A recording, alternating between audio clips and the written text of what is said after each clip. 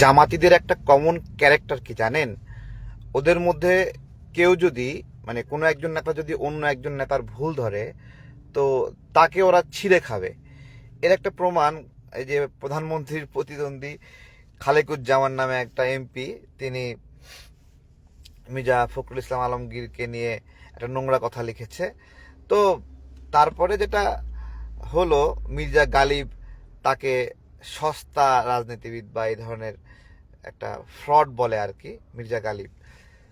তো political fraud বলার পরে তারপরে খালিকুজ্জামান মির্জা গালিবকে ছিঁড়ে খাবে এরকম একটা লেখালেখি করে, একবারে ছিঁড়ে ফেলবে। এবং গুপ্ত টুপ্ত বিভিন্ন সুশীল, হ্যাঁ, আন্দোলন সংগ্রামে কোনো ভূমিকা নাই, যেভাবে যেভাবে অপমান করা যাবে সবভাবে অপমান করে। তো ওটাই দেখতেছিলাম যে জামাতিরা তো তাদের মতের বাহিরে যাদেরকে আছে তাদেরকে তো কিভাবে হিংস্রভাবে ট্রিট করে এটা তো আমরা জানি। হ্যাঁ, নোংরা গালিগালাজ, খারাপ কথা বলা, এইটা একটা বিষয়। তো সালাউদ্দিন আম্বারের ক্ষেত্রেও একই রকম একটা অবস্থা। সালাউদ্দিন আম্বার গত 2 দিন আগে তাহের নায়েবে আমি তাহের সাহেবকে নিয়ে একটা লেখা লেখে আর কি, সেখানে অশ্রাব্য শব্দ উচ্চারণ করে। বেসিক্যালি নায়েবে আমি তাহের আওয়ামী লীগের বিষয়ে একটা বক্তব্য দিয়েছে। সেই বক্তব্যের পরেই নায়েবে আমি তাহের আওয়ামী লীগের প্রতি পজিটিভ বলার কারণে সালাউদ্দিন আম্বার তাকে গালিগালাজ করে। এবং ওই আপনার হলো আগে যেরকম সেরা ড্যাশ ড্যাশ ড্যাশ সেরার একটা ইয়ে ছিল না, ওই রকম ভাবেই ড্যাশ ড্যাশ ড্যাশ নারীর গোপনাঙ্গ, মানে এইরকম একটা শব্দ দিয়ে সালাউদ্দিন আম্বার নায়েবে আমি তাহেরকে একটা লেখা লেখে, বক্তব্য লেখে আর কি বা বলে। তো এরপরেই আজকে দেখেন সকালে সালাউদ্দিন আম্বারের মুখোশ উন্মোচন হয়ে গেছে। সে 18 লাখ টাকার হিসাব দেয়নি রাকসুতে। 18 লাখ টাকা। মানে এরা যখন কেউ যদি এদের মধ্যেই যদি কেউ কারো নিজেদের ভুল ধরে, তাহলে দেখেন তাকে এরা মানে ধ্বংস করার জন্য উঠে পড়ে নেমে যায়। হুম। আসলে সালাউদ্দিন আম্বারকে আমি চিনছি আন্দোলন সংগ্রামের মধ্যে দিয়ে না, হয়তো বা সে রাজশাহীতে বিশ্ববিদ্যালয়ে অনেক ভালো আন্দোলন করছে, এটা আমার দেখার কথা না, বোঝার কথা না। সোশ্যাল মিডিয়া তো ওই সময় অনেক লিমিটেড ছিল, বা সোশ্যাল মিডিয়াতেও সে তো প্রকাশ্য ওইভাবে প্রচারণা করেনি, হয়তো বা সে কারণে আমাদের সামনে আসেনি। কিন্তু তাকে আমি চিনছি 63 লাখ টাকা চাঁদাবাজির বিষয়ে একটা নিউজ হয় যে সালাউদ্দিন আম্বার নামে একটা ছেলে জুলাইয়ের প্রোগ্রাম করার জন্য বিভিন্ন ব্যবসায়ীদের কাছে চাঁদা চেয়েছে, এদের পরিমাণ 63 লক্ষ টাকা। এভাবেই চিনছি আমি। আপনারা কিভাবে চিনছেন জানি না। তো পরবর্তীতে ছেলেটা লাইম লাইটে আসছে বিভিন্ন উগ্র আচরণের মধ্য দিয়ে। সর্বশেষ রাজশাহী বিশ্ববিদ্যালয়ে লাইব্রেরির ভিতরে শিক্ষার্থীদের মারপিট করলো, কি ভয়ঙ্করভাবে মারপিট করলো, লাঠি দিয়ে পিটাচ্ছে। তো এই আর কি। কেমন আছেন সবাই? আশা করি ভালো আছেন। তো গতকালকে উম, আপনার হলো এটাকে পিনাকি যদি 3 ইঞ্চি হয় তাহলে ইলিয়াসকে কয় ইঞ্চি বলা যায়? 4 ইঞ্চি বলবো না 2 ইঞ্চি বলবো? আমি জানি না, আপনারা বলেন। তো ধরেন 2 ইঞ্চি ইলিয়াস একটা ভিডিও বানিয়েছে, বা 4 ইঞ্চি ইলিয়াস। না, 2 ইঞ্চি বললে মন খারাপ করবে না 4 ইঞ্চি বললে মন খারাপ করবে জানি না। তো পিনাকি তো 3 ইঞ্চি, এটা আমরা জানি। তো ইলিয়াস ভাই একটা ভিডিও বানিয়েছে, ভাই বলেই বলি, মুসলমান মুসলমান ভাই ভাই। ইলিয়াস ভাই একটা ভিডিও বানিয়েছে নুরুল হক নূরকে নিয়ে, ভিপি নুরুল হক নূরকে নিয়ে। তো মানে আমি আসলে শেষ পর্যন্ত খুঁজতেছিলাম যে সে নতুন কোন তথ্যটা আবিষ্কার করলো যে কারণে এই ভিডিওটা দেখা দরকার। ঠিক আছে, কিন্তু আমি হতাশ। হতাশ মানে মানে এবং এদিকে আবার 3 ইঞ্চি হুমকি দিছে, যে 3 ইঞ্চি হুমকি দিছে এই ভিডিওর কারণে নাকি নুরুল হক নুরের এমপিত্ব চলে যাবে। তো তাহলে এমপিত্ব রাখা না রাখার, হ্যাঁ, আমি বলি তাহলে একটা কাজ শুরু করুক 3 ইঞ্চিরা। 3 ইঞ্চি আর হলো ইলিয়াস ভাই বলি, ঠিক আছে? হ্যাঁ, তো ইলিয়াস ভাইয়ের একটা কাজ করুক, সমাধান.com নামে একটা ওয়েবসাইট খুলুক, যেখানে এমপিদের এই বিষয়গুলো সমাধান করা হবে, মন্ত্রীদের। এবং এমপি মন্ত্রীরা তাদের কাছে টাকা দিয়ে সার্ভিস নেবে নাকি? তো আসলে কিছু বলার নাই, কিভাবে অ্যাড্রেস করা যায়। আমি ইলিয়াস ভাই এবং পিনাকি দাদা, সরি সমালোচনার অংশটুকু বাদ দিয়ে এখন কথা বলি। ইলিয়াস ভাই এবং পিনাকি দাদা সামগ্রিক রাজনৈতিক পরিস্থিতি মানে একটা অবজার্ভ করছিলাম। সে অবজারভেশনটা কি রকম, পিনাকি দাদাকে দেখছি কিভাবে, উনি তো যখন গণজাগরণ মঞ্চ হলো, মানুষজন রাস্তায় নেমে আসলো, রাজাকারদের ফাঁসি, এই বিষয়গুলোতে, তখন পিনাকি দাদাকে দেখছি যে উনি আসলে সেটার পক্ষে অবস্থান নিয়ে রাজাকারদের ফাঁসি নিশ্চিত করার জন্য যথাযথ ভূমিকা পালন করলেন। তো বিষয় হলো ওই সময় উনি কেন এটা করলেন, মানে ওই সময় এটাই ছিল স্রোত, ফোর্স, তাই এটার পক্ষে অবস্থান নেন।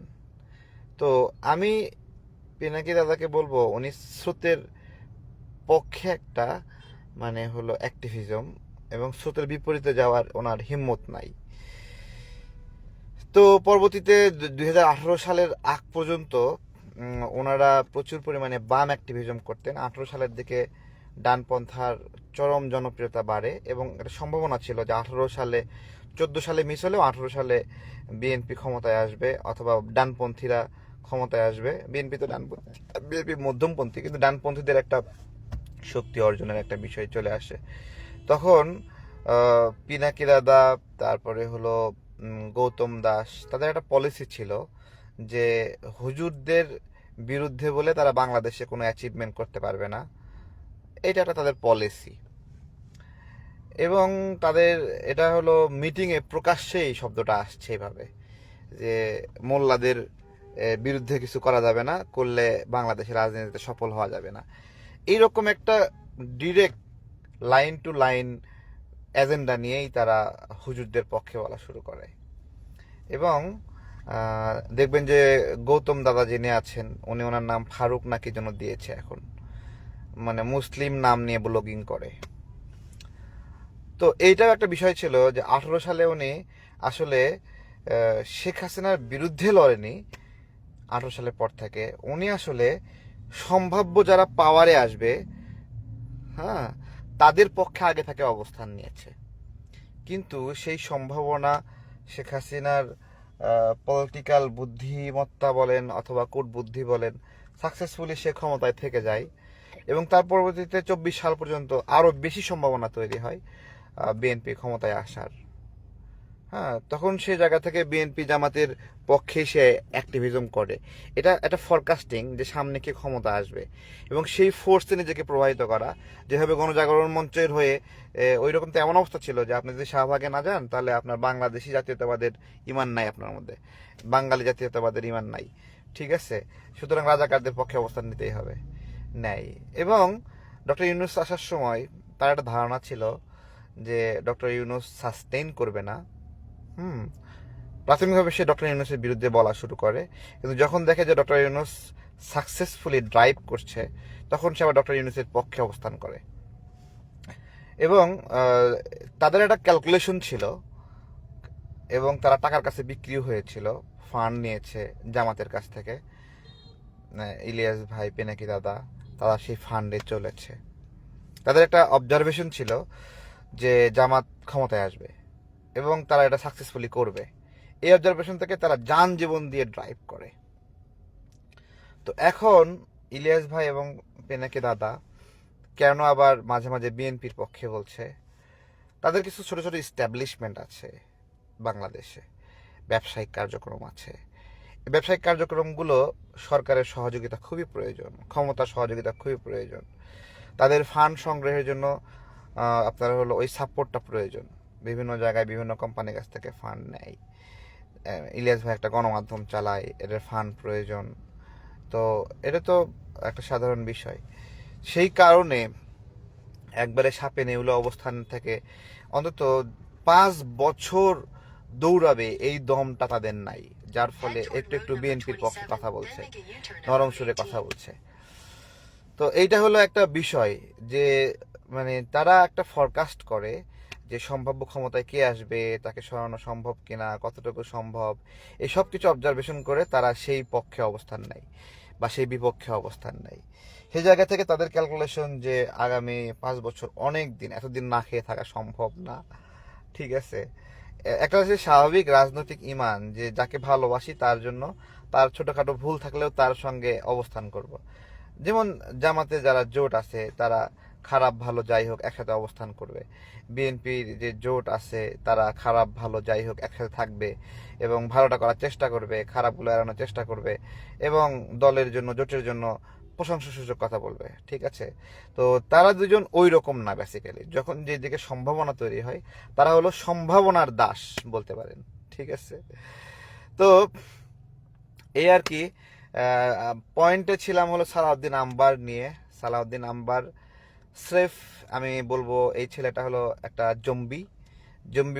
জম্বি বলতে হলো ওই কালো রক্ত চষা ভূতের মতো লাগে, মানুষের দিকে আক্রোশ নিয়ে আগায় আসে, মানুষকে চাবায় খাবে, রক্ত খাবে, এইরকম লাগে আমার কাছে আর কি।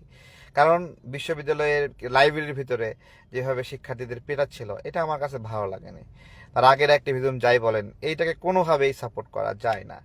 তবে মূল বিষয়টাতে ছিলাম যে ওই যে জামাতের বিরুদ্ধে বলার পরেই তার রাবির একটা কেলেঙ্কারি বের হলো আজকে, 18 লক্ষ টাকার ভাউচার দেয়নি। এখন হয়তো বা বিভিন্নভাবে ভাউচার বানাবে সে। তো এটাই আর কি বিষয়। জামাতের লোকদের কাছে জামাত নিজেরাই নিরাপদ না। ঠিক আছে, কারণ দেখেন আপনি যদি সারাক্ষণ অন্যকে গালিগালাজ করেন, আপনার যদি অভ্যাসে রূপান্তরিত হয়, সেই অভ্যাসটা আপনি যখন অন্যদের প্রতি এটা প্রয়োগ করতে পারবেন না, তখন নিজেরা নিজেদের প্রতি প্রয়োগ করা শুরু করবে। ঠিক আছে, আপনি বাইরে গালিগালাজ করবেন, দেখবেন যে আপনি আপনার স্ত্রীর উপর যায় গালিগালাজ করতেছেন হুট করে। ঠিক আছে, অথবা স্ত্রীর সাথে সারাক্ষণ গালিগালাজ করতেছেন, আপনি বাইরে আইসাও হোটেলে গিয়েও স্ত্রীর উপর ঝাল ছাড়তে পারতেছেন না, হোটেল বয়ের উপর ঝাল ছাড়তেছেন। তো এটাই হলো আপনার পৌরুষত্ব। ঠিক আছে, এইভাবে মানুষের মানুষের কার্যক্রম প্রবাহিত হয়, জীবন প্রবাহিত হয়। ঠিক আছে, তো ভালো থাকবেন ইনশাল্লাহ। গণতন্ত্রের লড়াই, মুক্তির লড়াইয়ে নিপীড়নের বিরুদ্ধে যে কথাবার্তা এটা বলতে থাকতে হবে। ভালো থাকবেন। আর সব শেষে মাননীয় প্রধানমন্ত্রীকে একটা ধন্যবাদ জানাই আমি।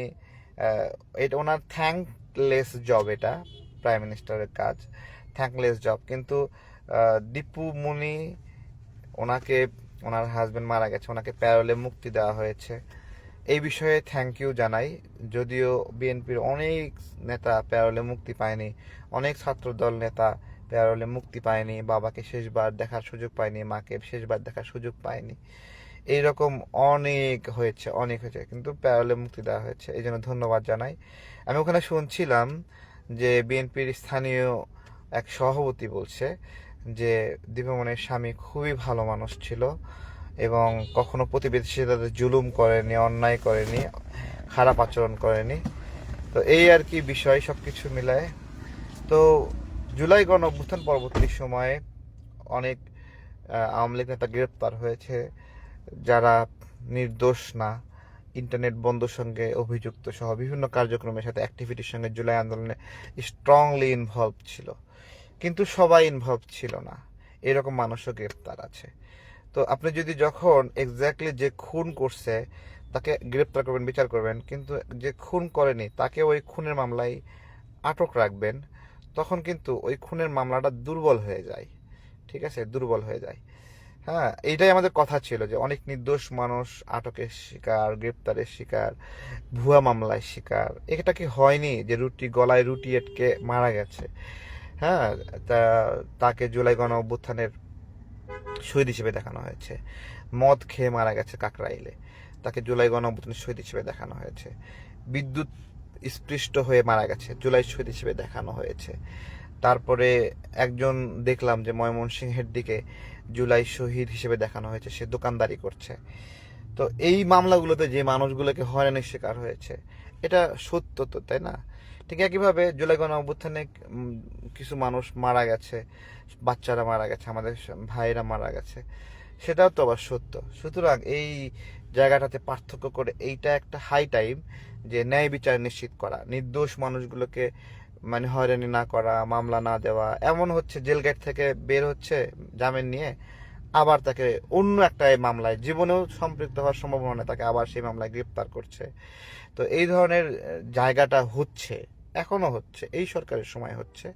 আমি এই জায়গাগুলোতে সুরাহা করতে বলবো। যারা অপরাধী, একবারে অন্ধকার কক্ষে তাকে আটকে রাখেন, বিদ্যুতের লাইন দিয়ে না, সর্বোচ্চ শাস্তি দিয়ে দেন, সমস্যা নেই। কিন্তু যে মানুষগুলো জড়িত না, এগুলোকে মানবিক দৃষ্টিতে দেখতে হবে। দেশে একটা বসবাসের পরিবেশ সৃষ্টি করার একটা উপযুক্ত সময় দেশের মানুষ আশা করে।